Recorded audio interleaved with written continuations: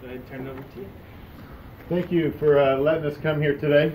My name is Marco Stanich, and I own a company called Solar Holdings, LLC, and that company owns 4 tech companies. One of the tech companies is a internet security system. We developed a few years ago. We started with banks. Then when we brought it to the public, because we're really passionate about protecting elderly from the bad guys on the internet and also protecting families and children. We work with a group out of Washington, D.C. called Stop the Predator. So we are very passionate about keeping people safe on the internet. We also have several law enforcement agencies that use the system, and we also have senators, federal judges. It's the only system on the market that's never been breached. We also have 2 virtual reality companies, and then we have a tech company that builds, repairs, fixes TVs, computers, cell phones, all electronics. And we have that in the retail space down on Armour Road, North Kansas City, and we call that the War Room. So if your parents ever bring you by, or your teacher or something, you can come in and see the guys in there at work. The virtual reality companies, one is for entertainment, and one is called OmniLife VR. It's for mental health, wellness, and physical fitness. We take it to hospitals, retirement centers, fitness centers, and we work. One of my associates, he's a professor at USC. He's got a doctorate of psychology. He is #1 in the world with mental health, wellness, and virtual reality. He works with wounded warriors that have acquired PTSD. He's actually got measurable proof that he's actually cured and helped people that have issues. And he and I are we're like a kindred spirit. We are very passionate about mental health wellness.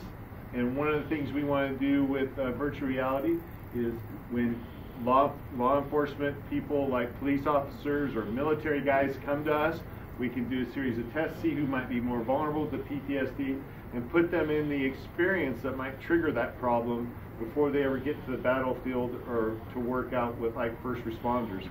And what that will do is prevent them from getting the problem in the first place. So the elderly, we have tested, and it slows down dementia. We don't know why it does, which is the precursor to Alzheimer's, so it helps slow down that process. So I have with me today a young man, Nick Peters, who's back there in the back. He's a high school student at Smithville. He's with the Northland Caps. He's an intern. We have several interns that work in our companies. And so I'm sure your school district probably has that program. We're more than happy to have interns come in and learn the field that we're very passionate about. And then I have Yaz with me. Yaz is from Palestine. He's a legal immigrant that became an American citizen. And when he came to me and started working with me, there's things that I liked about him was his attitude. Attitude is #1. He's always in a good mood. He's always a can-do spirit. He came from a country that things weren't as nice as they are here. He knows how to persevere and how to overcome obstacles. And that's the key to being successful in this business. Persevere, overcome obstacles, use deductive reasoning. My favorite author is Sir Arthur Conan Doyle, who wrote the Sherlock Holmes books. I'm all about deductive reasoning, finding the pieces to the puzzle to make things work. We had a company come to us called iWorks a year ago and asked us if we could build a 10 gigabit per second system. It's 10 times faster than Google. In their office space, it has 40 different businesses. Other tech companies said it couldn't be done. I told them we could do it. I went to Yaz and his team, and I said, can you do it? And they said, we can do it. He is what I'm all about, the bumblebee theory. The bumblebee theory is this. A bumblebee wings are too small for their body. Aerodynamically, they're not supposed to be able to fly, according to physics. But the bumblebee flies. Do you know why? Because it has wings. Because it doesn't know it can't fly.